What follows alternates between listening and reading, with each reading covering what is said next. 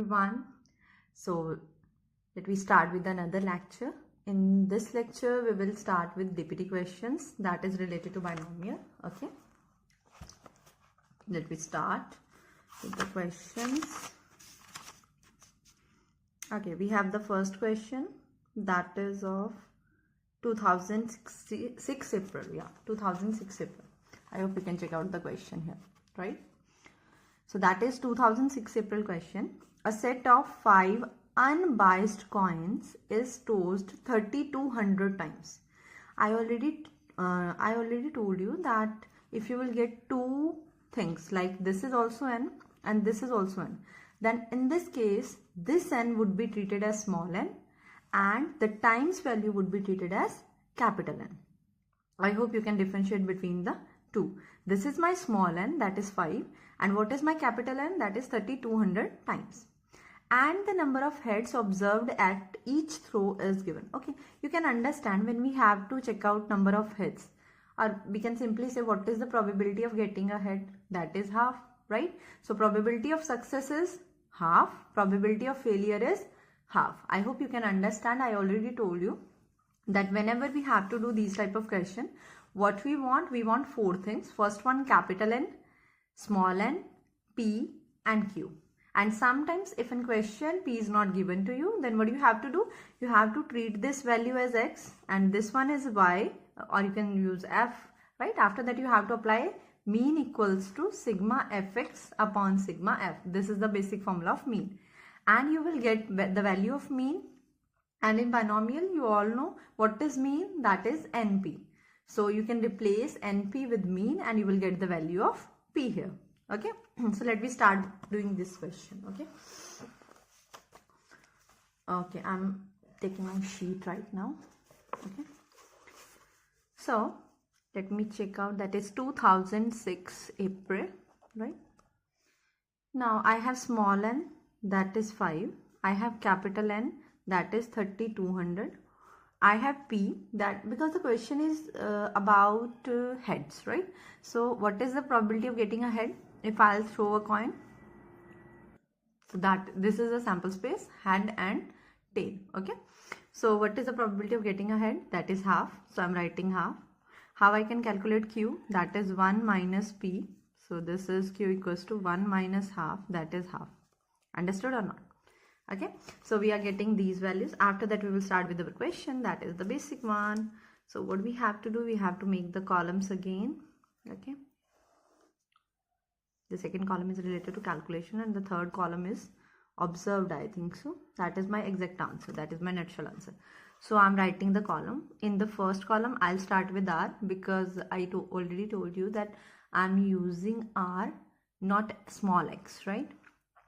That's my aptitude. I always like to use r because that's covered in Bernoulli trials as well.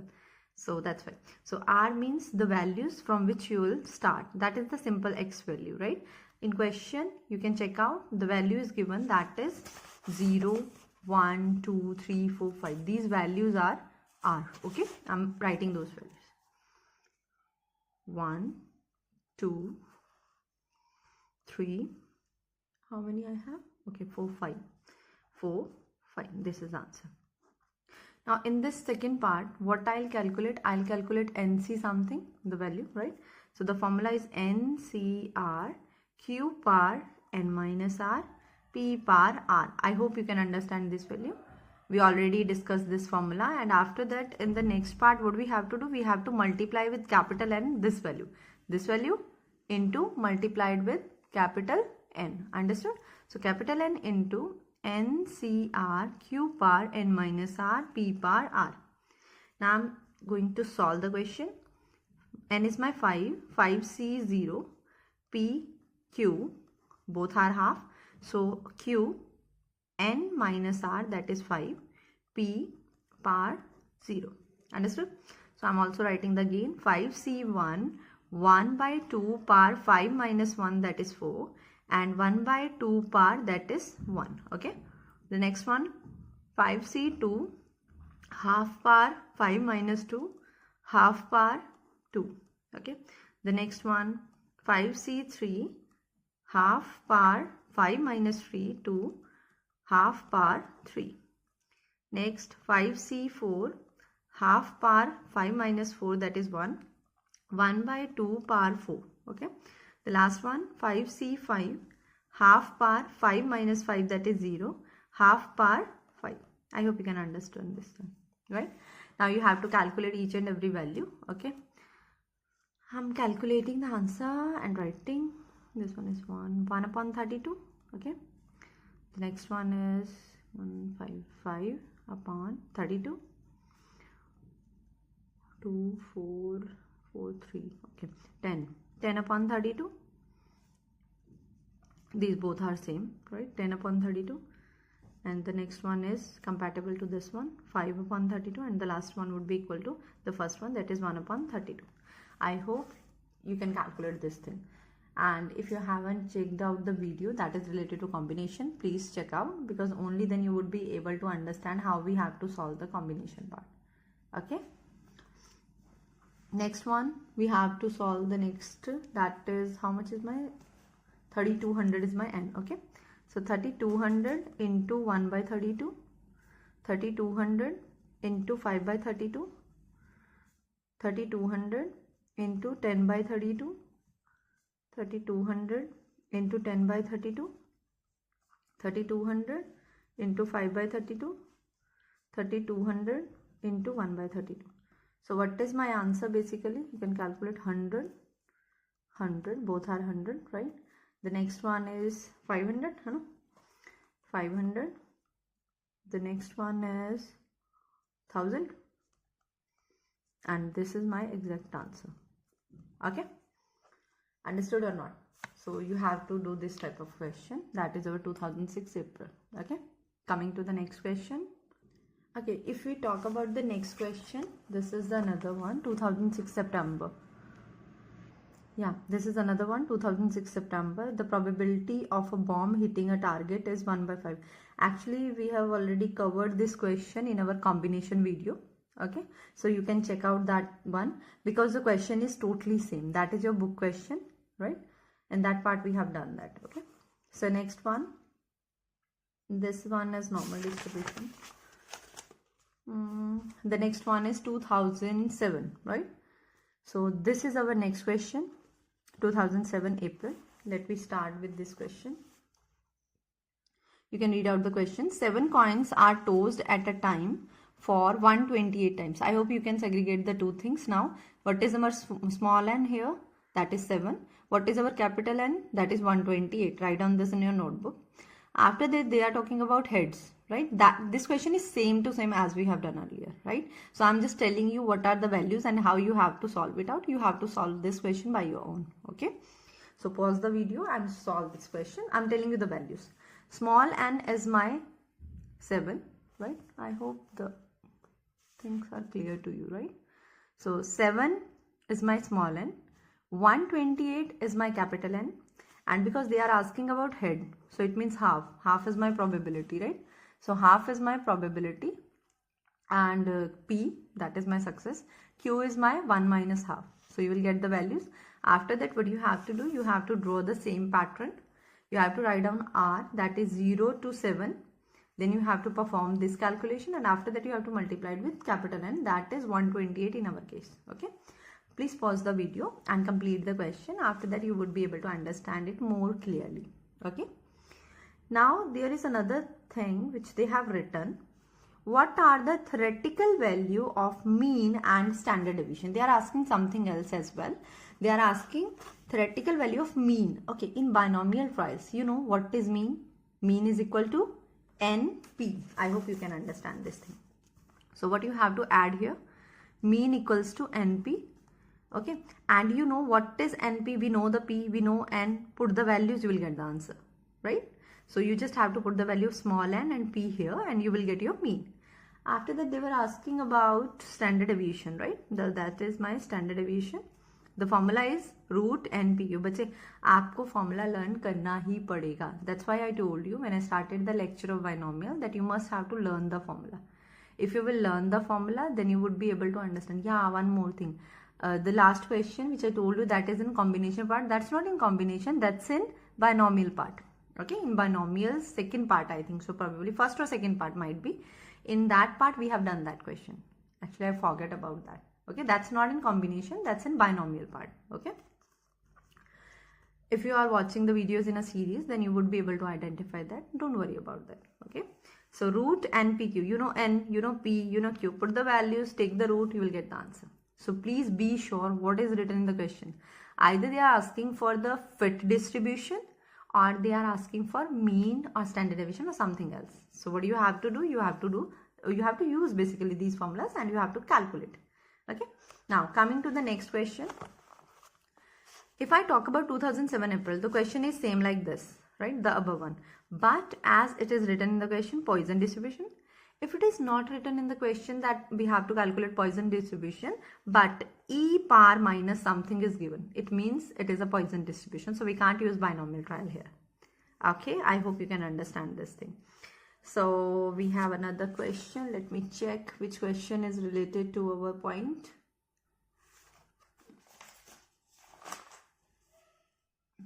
Yeah, we have another question, that is 11 April. Yes, this is the question. This is the question. Just check out this question. Okay, 12 dice were thrown, right? 12 dice. It means this is my small n, right? And how many times? 4096 times. This is my capital N. Each 4, 5 और 6 spot appearing was considered to be a success. कहता है 4, 5 और 6 आएगा तो हम उसको success लेंगे. Okay जी. जब हम एक डाई को फेंकते हैं, so what is our sample space? 1, 2, 3, 4, 5, 6. ठीक है बेटा.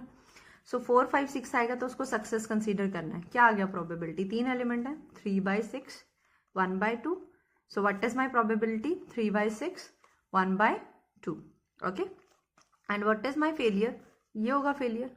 समझ में आता है तो बहुत अच्छी बात है कि ये फेलियर है. नहीं आता है तो सिंपल फॉर्मूला लगाओ, 1 - p. So q equals to 1 - what is p? That is half. So you will get your value half. Understood or not? And one more thing, जैसे मैंने बोला था स्टार्टिंग की वीडियोस तो शायद थोड़ी स्लो होंगी. I don't know about that. But जो नेक्स्ट सारी वीडियोस होंगी वो थोड़ी फास्ट होंगी. एज मेरे को पता है आपको टाइम नहीं है, आपका एग्जाम है. एंड सेकेंड थिंग मेरे को भी है कितनी जल्दी आपका कंप्लीट हो जाए सो दैट आप उसको रिवाइज कर सकें. ओके, सो इनको तो फास्ट करने की ज़रूरत नहीं है वीडियोस को. आपको बस क्या करना है, जो भी क्वेश्चंस मैं कर रही हूँ साथ में बैठ के करने हैं. जहाँ आपको मैं समझा रही हूँ कि ये वाला क्वेश्चन ऐसे होगा, आपने पॉज करके वीडियो को फटाफट से वो क्वेश्चन कर लेना है. एंड आफ्टर दैट उसके बाद आंसर मैच करके नेक्स्ट क्वेश्चन पे मूव करना है हमारे साथ. ठीक है. सो इस क्वेश्चन में आपको क्या दिया था? 11 सितंबर जो हम कर रहे हैं. स्मॉल एन हमें दिया 12, ठीक है, और कैपिटल एन हमें दिया 4096. पी हमारा कितना आ गया यहाँ पे? हाफ. क्यू हमारा कितना आ गया? हाफ. ओके, सब कुछ मिल गया. अब आपने क्या करना है, इसने क्या बोला है? Calculate the theoretical frequency. मतलब पूरा वही चार्ट बनाना है हमने. फिर से चार्ट शुरू करेंगे, पूरा यही चार्ट बनाएंगे जो हमने यहाँ पे बनाया था. आर की वैल्यू लिखेंगे 0 से लेके 12 तक. आपको पता है ये सारा कैलकुलेट करना है, देन एन से मल्टीप्लाई करना है, सेम टू सेम. अंडरस्टूड और नॉट? लास्ट में ना एक काम करना, ये जो आंसर आए हैं ना आपके सारे ये वाले, इनको टोटल करके देख लेना क्या उतनी फ्रीक्वेंसी बन रही है जितनी पहले थी. ठीक है, ये टोटल कर लेना एक बार. आंसर तो ठीक ही आएगा, डोंट वरी अबाउट दैट. ठीक है, अगर आपके कॉन्सेप्ट्स क्लियर हैं तो आंसर में कोई प्रॉब्लम नहीं आती. Okay, coming to the next question. Let me check कि कौन सा क्वेश्चन है नेक्स्ट. ओके, 13 सितंबर एक कॉइन को 6 टाइम टॉस किया, right? What is the probability of getting 4 और मोर हेड? 6 टाइम टॉस करेंगे तो n 6 आ जाएगा. हेड की बात कर रहा है तो p हाफ आ जाएगा. ठीक है, मैं लिख देती हूँ सो दैट आपको प्रॉब्लम ना हो.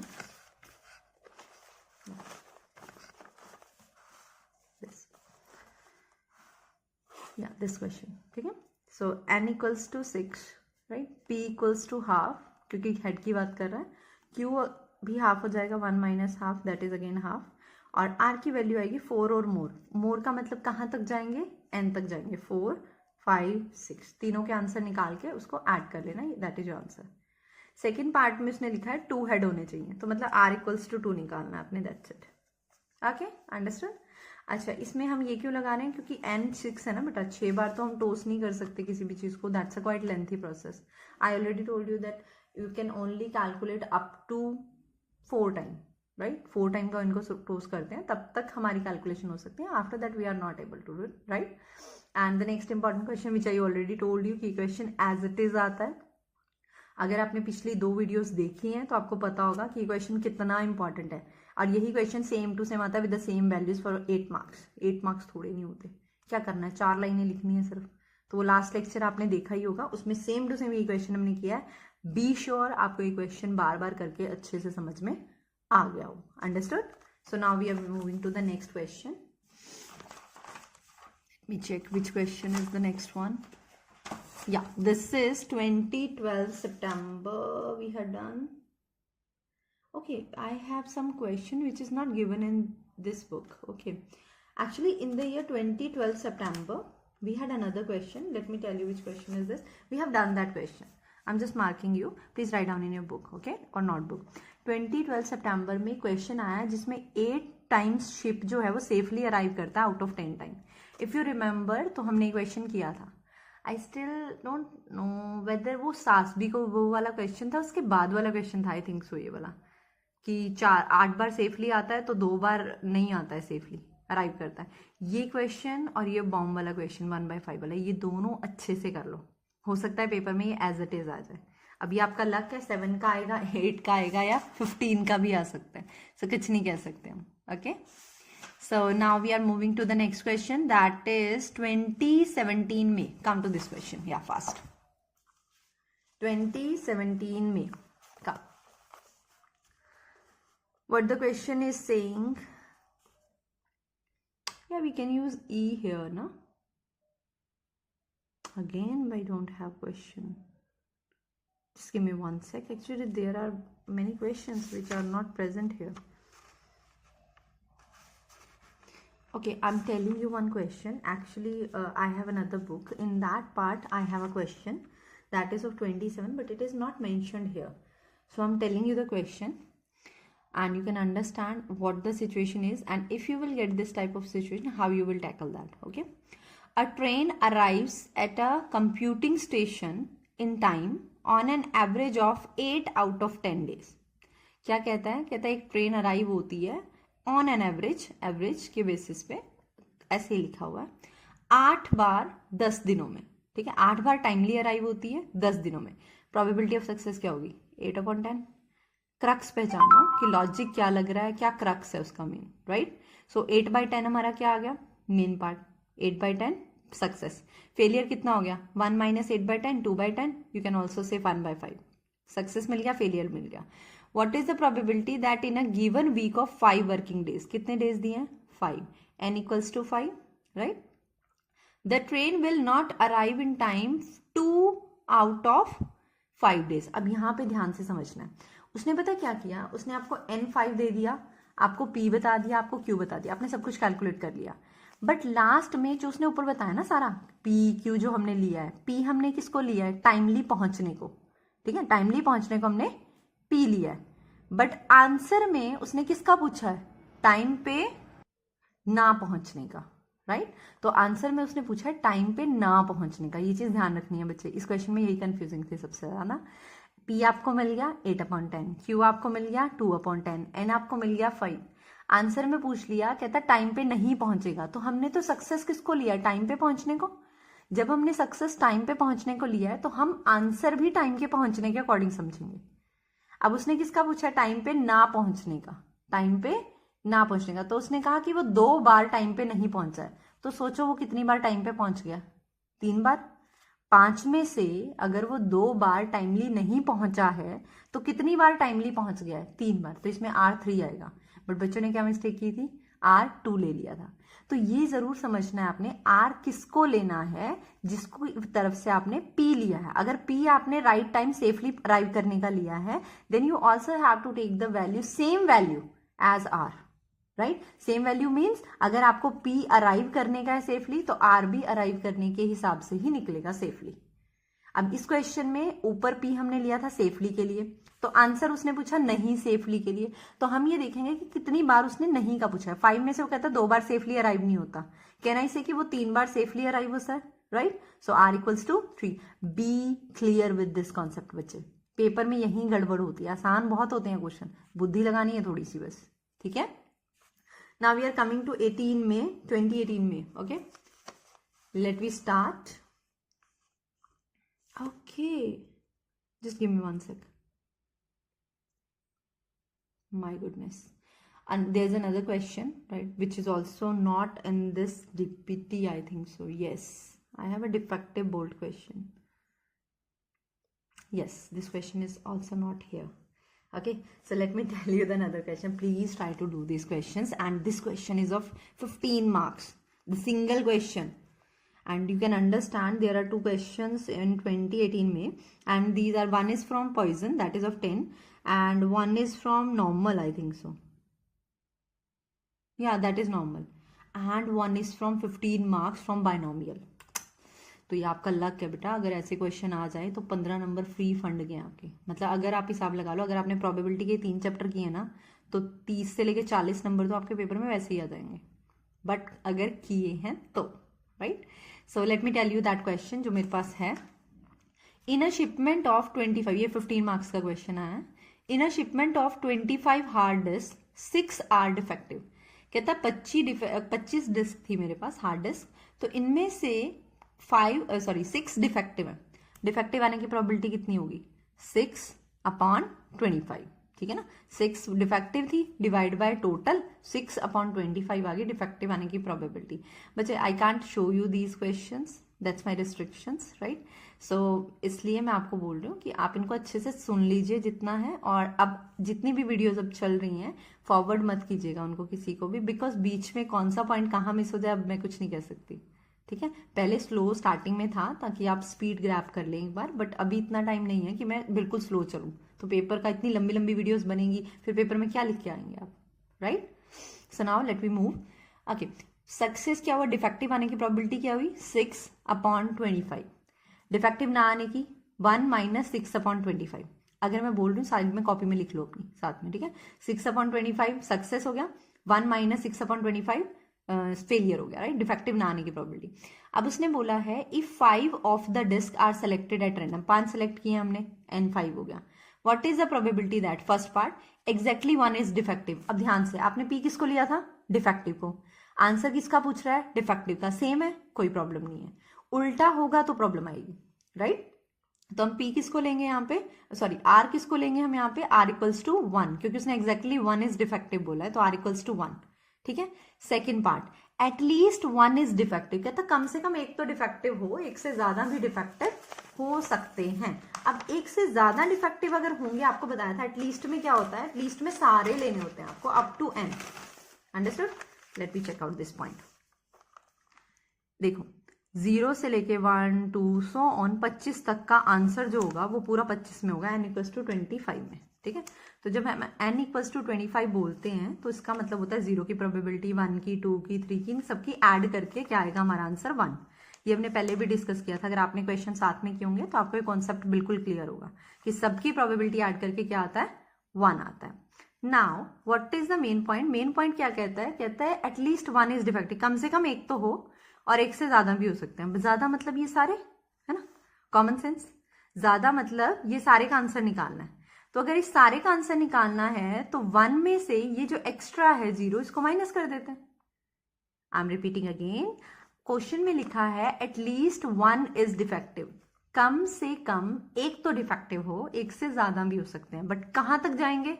n तक जाएंगे, यानी एक डिफेक्टिव हो सकता है, 2 3 4 5 6 7 8 9 10 सो ऑन 25 तक।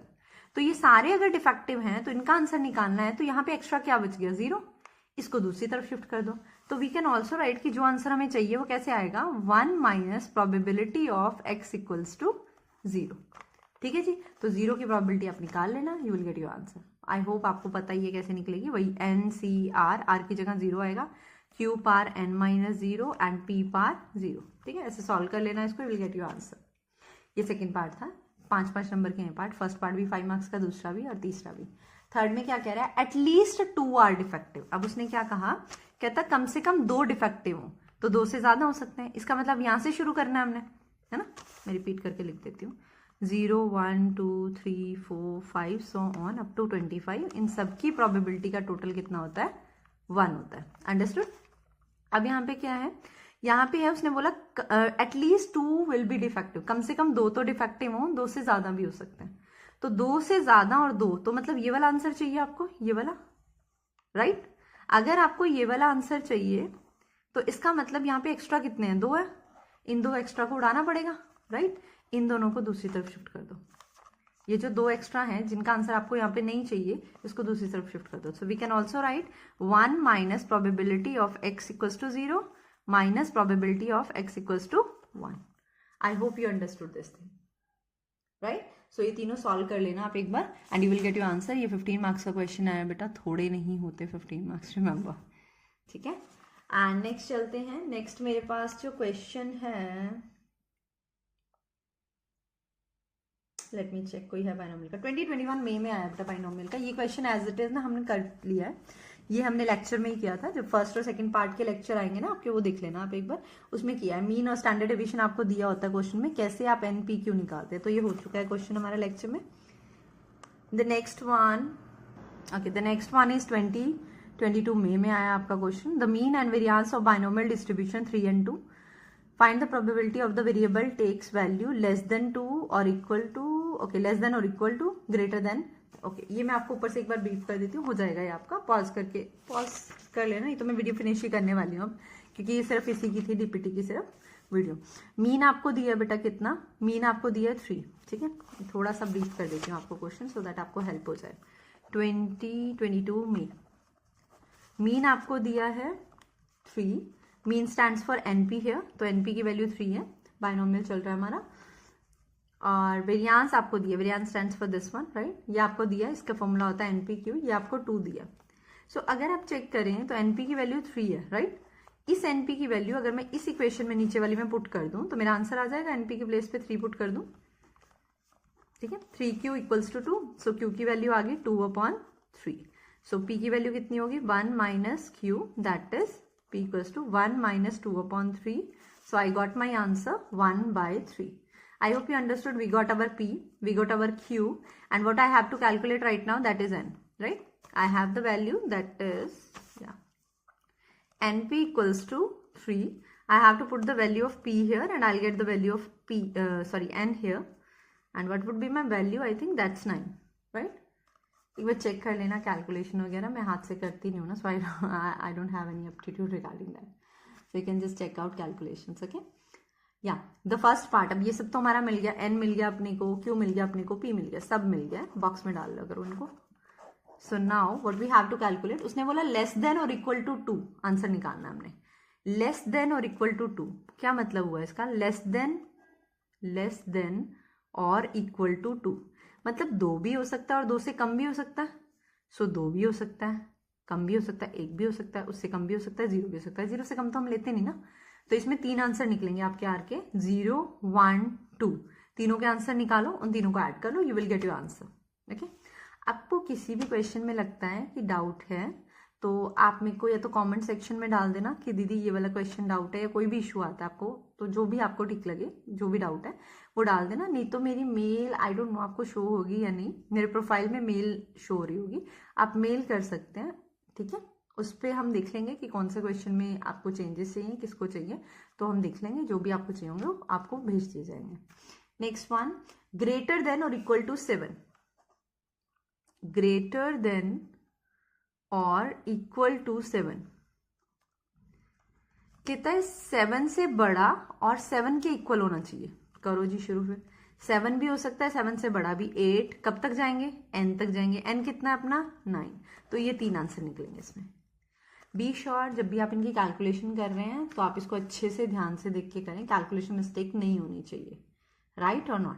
So here we have finished with our binomial, ठीक है। बाइनोमियल के सारे इंपॉर्टेंट टॉपिक्स हमने कर लिए हैं और DPT के ऑलमोस्ट सारे क्वेश्चन हमने कर लिए हैं। आपको पता ही है 2 क्वेश्चन ऐसे थे जो आपकी DPT में नहीं अवेलेबल थे, वो क्वेश्चन मैंने आपको अलग से मेंशन भी कर दिए, राइट। सो उनको आप सुन के एक बार अटेम्प्ट कर लेना, बिकॉज वो 15 मार्क्स के और 5 मार्क्स के आए हुए हैं, एक तो 8 मार्क्स का था I think so, I still don't remember, तो उसको अच्छे से कर लेना प्लीज सुन के, सो दैट आपको कॉन्फिडेंस आ जाए।